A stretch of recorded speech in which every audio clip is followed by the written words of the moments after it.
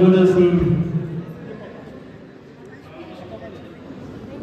Dereyim men Akbada, Kıdır Ağa koldaсын, Akbadamız pak bolsun. Қаныш пен Камиляның шаңырағына бақ болсын дейміз. Екеуі бақытты болсын, өмірлері ұзақ болсын. Мына Қуантай құдағы мен Баян құдағилы және де Камиляның мама папасын сыйлап өтсін дейміз. Ассалаумағалейкум, құрметті қонақтар.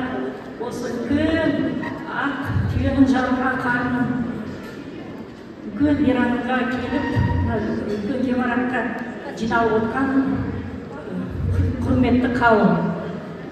Бізді төрге шығарып, біз сүр құда боламыз.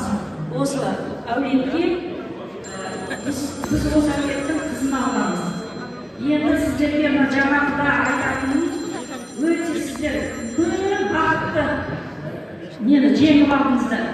Бұл әулетті айтсам, енді 2 күнде 3 күнде жетпейді, бір айда жетпейді.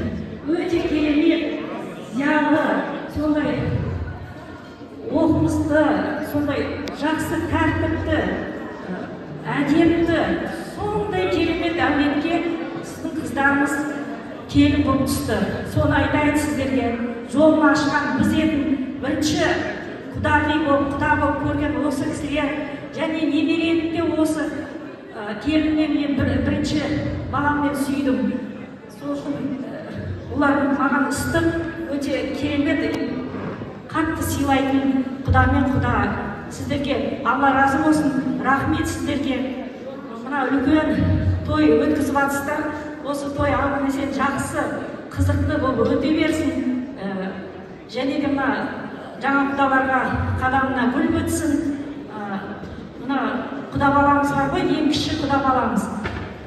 Сіз құда бала келін екеуіңіз, құдағи келін екеуіңіз өте бақытты болыңыздар. Шаңырақтарыңыз биік болсын, керегеңіз кең болсын.